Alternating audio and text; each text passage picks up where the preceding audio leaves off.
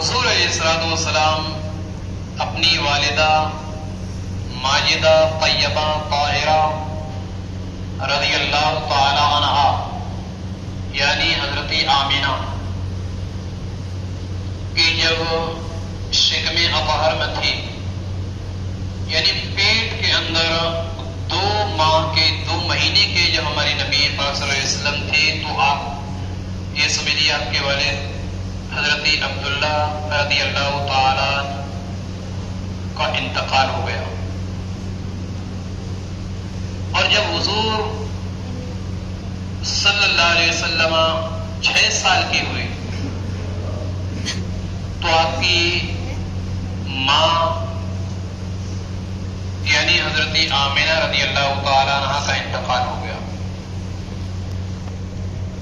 جب حضور صلی اللہ علیہ وسلم 8 سال کے ہوئے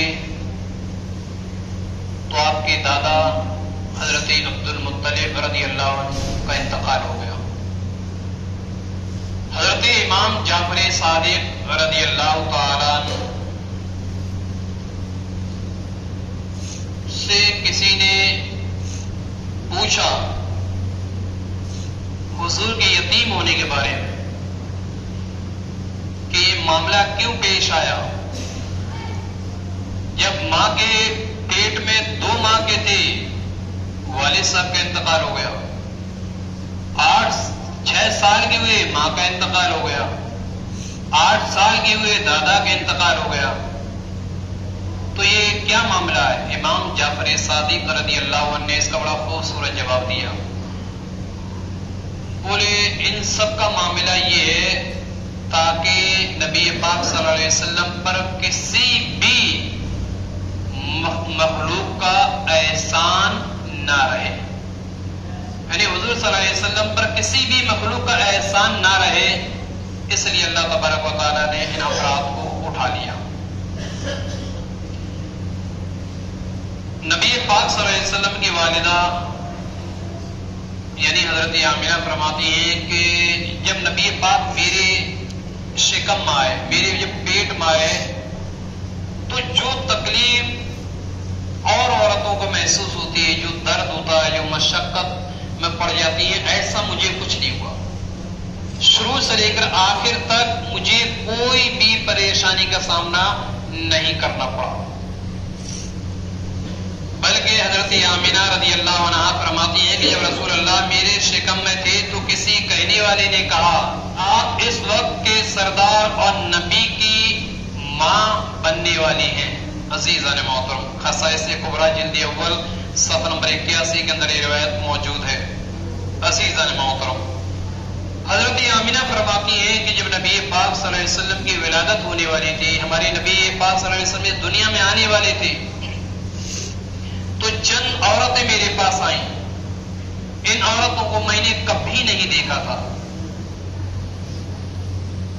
اور جب آئیں تو ان میں سے ایک عورت نے یہ کہا کہ اے آمنہ گھبرانے کی ضرورت نہیں ہے، میں فرعون کی بیوی آسیہ ہوں۔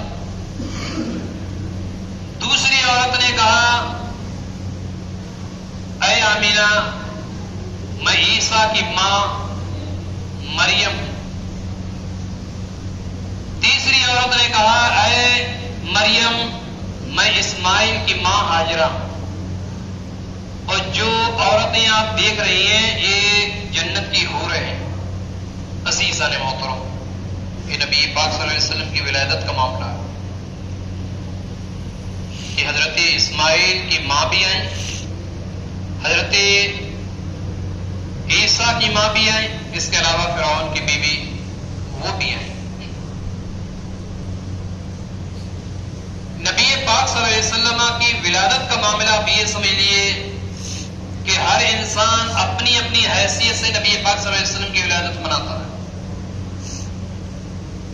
کوئی اپنے گھروں میں بلبیں جلاتا ہے، نیاز فاتحہ کا اہتمام رکھتا ہے، قرآن خوانی کا اہتمام رکھتا ہے۔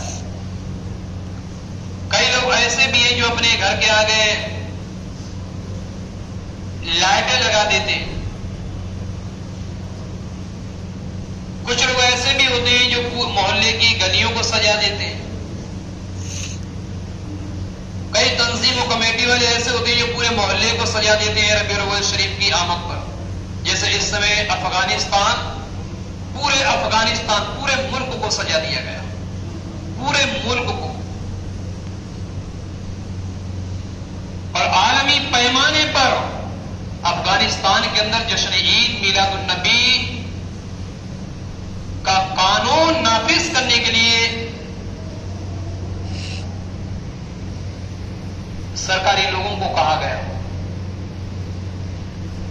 کہ دیش کے اندر 12 ربیع الاول شریف کے دن پورے دیش کو سجایا جائے گا. چھٹی تو رہے گی، دیش کو بھی سجایا جائے گا. ترکی کے اندر اس سمے آپ یہ سمجھ لیے ایسا محسوس ہو رہا ہے جیسے کہ اپنی زبان میں ہم بولتے ہیں کہ کشمیر کی وادیوں میں آگے یعنی جنت میں ٹہل رہے ہیں. حالانکہ جنت کی کوئی مثال کشمیر نہیں ہے، لیکن لوگ بولتے ہیں ارے کشمیر آ گئے یعنی جنت میں ٹہل رہے ہیں. اس سمے ترکی کے اندر ایسا محسوس ہو رہا ہے. بلکہ یہ کہہ رہی ہے پوری دنیا کے اندر نبی پاک صلی اللہ علیہ وسلم کی ولادت کو لوگ بڑے جوش و خروش کے ساتھ منا رہے ہیں. اللہ تبارک و تعالیٰ نے بھی اس خوشی کا اہتمام فرمایا. جب حضور پیدا ہوئے تو خود حضرت عثمان بن ابی العاص کی والدہ فاطمہ وہ یہ کہتی ہیں کہ ولادت کے وقت یعنی حضور کی پیدائش کے وقت میں خود سیدہ آمینہ کے گھر تھی، حضرت آمینہ کے پاس موجود تھی. پھر وہ یہ کہتی ہیں کہ جب حضور صلی اللہ علیہ وسلم کی ولادت کا وقت قریب آیا، وہ یہ کہتی ہیں ستارے زمین کے اتنے قریب آ گئے کہ مجھے یہ کہنا پڑ گیا کہ کہیں یہ مجھ پر گر نہ پڑے. عزیزان محترم، بخاری شریف کی روایت ہے، اللہ تبارک و تعالی حدیث قدسی اللہ فرماتا ہے حبیب اگر آپ کو پیدا کرنا نہ ہوتا تو میں یہ آسمان کا شامیانہ یہ نہیں لگاتا. محبوب آپ کو پیدا کرنا نہ ہوتا تو ہم زمین کا یہ فرش نہیں بچھاتے. عزیزان محترم، بلکہ یہاں تک اللہ نے فرما دیا حبیب اگر آپ کو پیدا کرنا مقصود نہ ہوتا تو میں اپنا رب ہونا بھی ظاہر نہیں فرماتا. حبیب کو بھیجنا تھا تو اللہ نے آسمان کا شامیانہ لگایا، سورج کی کرنیں پیدا کی، چاند کو پیدا کیا، اس کے اندر چاندنی پیدا کی. حبیب کو بھیجنا تھا تو اللہ نے ستارے پیدا فرمائے. یہ رب نے اپنی طاقت و قوت کے حساب سے کیا. ان اللہ علی کل شیء قدیر، ہر چیز پر قادر ہے. اب بندے تو یہ نہیں کر سکتے، لیکن بندے اپنی حیثیت کے مطابق تو نبی پاک صلی اللہ علیہ وسلم کی ولادت منا ہی سکتے. پچھلے ہفتے بھی میں نے یہ کہا تھا کہ اگر کوئی باہر کا آئے یا نہ آئے، لیکن ہر گھر کے اندر میلاد شریف کا اہتمام کرے جس میں اللہ کا ذکر ہو، رسول اللہ صلی اللہ علیہ وسلم کا ذکر ہو.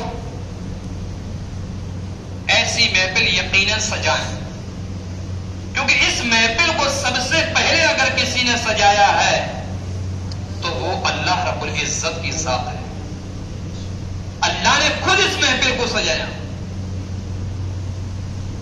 عزیزان محترم، اور وہ آپ قرآن مقدس کی اندر بھی اس کا ذکر ملتا ہے.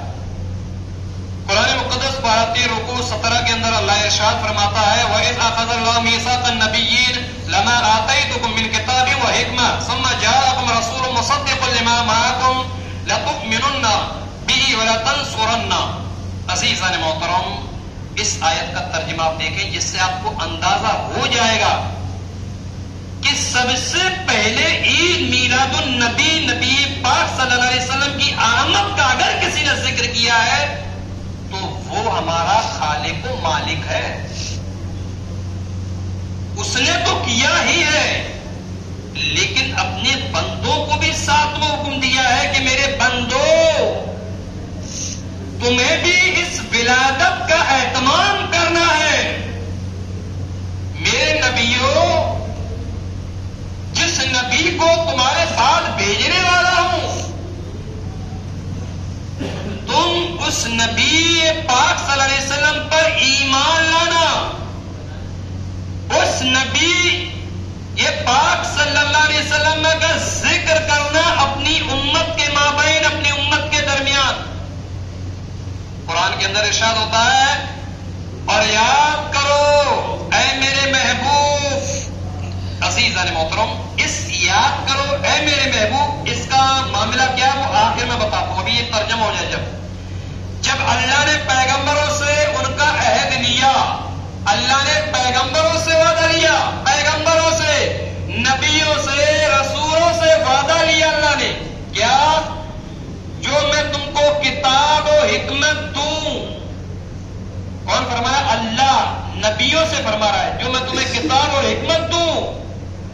پھر تشریف لائے تمہارے پاس وہ رسول کہ تمہاری کتابوں کی تصدیق فرمائے.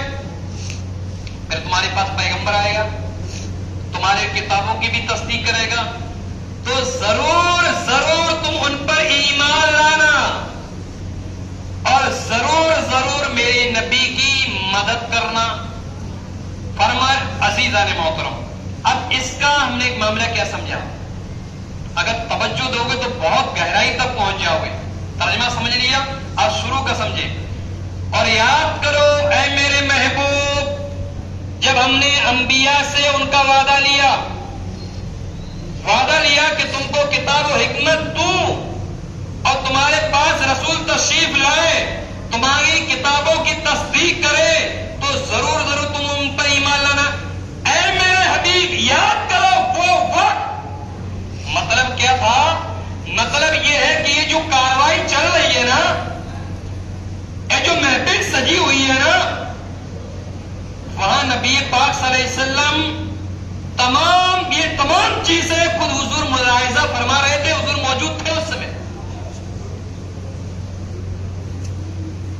ایسی محفل کہ جس میں اللہ کا ذکر ہو رب کی حمد ہو اللہ کی حمد و ثنا بیان ہو نبی پاک کی آمد نبی کی حیات مبارکہ کا ذکر ہو ایسی محفل کو کہتے ہیں ہم میلاد النبی. تو سب سے پہلے میلاد النبی کس نے منایا خود اللہ نے. اور کب منایا اللہ کہہ رہا ہے اے میرے حبیب وہ وقت یاد کیجئے جب میں نے پیغمبروں سے ان کا وعدہ لیا. مطلب یہ تھا کہ یاد کرو وہ وقت. اس کا مطلب کہ حضور موجود تھے نا بھائی جبھی تو اللہ نے کہا کہ یاد کرو وہ وقت جب میں نے پیغمبروں سے وعدہ لیا تو حضور اس سمے بھی موجود تھے. اسی لیے تو ہمارے نبی نے کہا ہے کہ اول ما خلق اللہ نوری کہ اللہ نے سب سے پہلے میرے نور کو پیدا فرمایا سب سے پہلے. عزیزان محترم تو ان چیزوں سے اس پرانی آیت سے ہم نے یہ سمجھ لیا کہ یقیناً سب سے پہلے جو میلاد منایا ہے وہ رب نے خود اپنے حبیب کا منایا ہے. اور جب اللہ نے منایا ہے تو بندوں کو بھی سمجھنا چاہیے کہ بندوں کو بھی منانا چاہیے. عزیزان محترم وقت بھی بہت تیزی سے ترقی کر رہا ہے. کچھ چیزیں خاص سن لیں. ایک چیز وہ دیکھ لیں کعبے کی چھت پر جھنڈا. عزیزان محترم سیدہ آمینہ طاہرہ رضی اللہ تعالی عنہا کے تعلق سے جو بھی میں ذکر کیا تھا حدیث شریف سے ثابت ہے کہ میلاد مصطفیٰ کی خوشی اور مسرت کا اظہار علی اعلان ہونا چاہیے یعنی کھلے عام ہونا چاہیے. جیسا کہ اللہ کی جانب سے مشرق و مغرب میں جھنڈا نصب کر کے محبوب خدا صلی اللہ علیہ وسلم کی میلاد شریف کی خوشی اور مسرت کا اظہار و اعلان کیا گیا. عزیزان محترم کعبے کی چھت پر اس جھنڈے کو بلند کیا گیا. حضرت آمنہ رضی اللہ تعالیٰ عنہ نے خود دیکھا کہ ایک جھنڈا مشرق میں لگا ہے ایک جھنڈا مغرب میں لگا ہے ایک جھنڈا خانہ کعبہ پر لگا ہے. یہ جھنڈے یہ بھی خوشی کا ہے. ہم لوگ 15 اگست پر لگاتے ہیں. 15 اگست پہ اس لیے لگاتے ہیں کہ بھئی ہمارا دیش آزاد ہوا. لگاتے ہیں نا 15 اگست. کیوں؟ دیش آزاد ہوا. اور جب دیش آزاد ہوا اس کی خوشی مناتے ہیں, جھنڈے بلند کر دیتے ہیں. بچہ پیدا ہوا, 2 آدمی 5 آدمی 10 آدمی 100 150 200 1000 2000 اپنی اپنی استطاعت کے مطابق اپنی اپنی طاقت کے مطابق لوگ خوشی کا اظہار کرتے ہیں, دعوتیں کرتے ہیں. ایک بچہ پیدا ہو تو خوشی کا یہ اہتمام ہے کہ 1000 لوگوں کی دعوت ہو, کیونکہ یہ ہماری طاقت ہے. یا کوئی غریب ہے تو 5-10 آدمیوں کی دعوت کر لیتا, یہ اس کی طاقت ہے. لیکن جس نے ساری کائنات کو پیدا کیا اس نے ایسی جگہ جھنڈے لگائے کہ پوری دنیا میں نصب ہو گئی. ایک مشرق میں لگا دیا, ایک مغرب میں لگا دیا, ایک خانہ کعبہ کی چھت پہ بلند کر دیا. اور یہ حضرت جبریل امین نے لگایا تھا.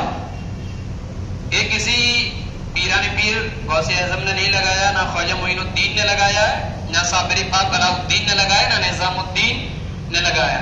یہ جھنڈا حضرت جبریل امین نے لگایا. اور جب جبریل نے لگایا ہے تو اس کے اندر حکمتیں بھی صاف ہو گئے. اس سے یہ تو صاف ہو گیا کہ حکم تھا رب کا میرا جبریل کو کہ جنت سے جھنڈے لو, ایک مشرق میں لگاؤ, دوسرا مغرب میں لگاؤ, اور تیسرا خانہ کعبہ پہ لگاؤ. تو جب جبریل نے لگایا رب کے حکم سے, تو ہمیں اور آپ کو بھی چاہیے کہ اپنے اپنے گھروں پہ بھی جھنڈے نصب کریں. عزیزان محترم, اس کے علاوہ حضرت آمنہ رضی اللہ عنہا کی زبان ہے, وہ نے 3 جھنڈے دیکھے.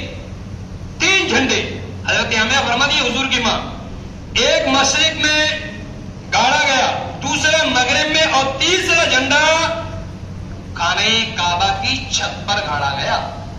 اور یہ کتاب نہ تو میری لکھی ہوئی ہے نہ آپ کی لکھی ہوئی ہے, یہ ان کی لکھی ہوئی ہے کہ جن کے فتوا پر آج پوری دنیا کے مسلمان جی رہے ہیں اور اپنی زندگی گزارتے ہوئے نظر آ رہے ہیں.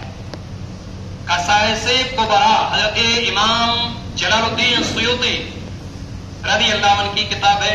قصائص کبریٰ کے اندر لکھا ہے, البدایہ والنہایہ کے اندر بھی روایت موجود ہے. اس کے علاوہ انوار محمدیہ کے اندر بھی اس کو ذکر کیا گیا ہے. عزیزان محترم, اللہ نے اس سال یہ حکم فرمایا کہ میرے محبوب کی تقریب میں تمام دنیا کی عورتیں لڑکوں کو جنم دیں. عزیزان محترم, جس سال آقا کریم صلی اللہ علیہ وسلم پیدا ہوئے اس سال آپ یہ سمجھ لیے کہ دنیا کے اندر جتنے بھی بچے پیدا ہوئے تمام کے تمام لڑکے پیدا ہوئے.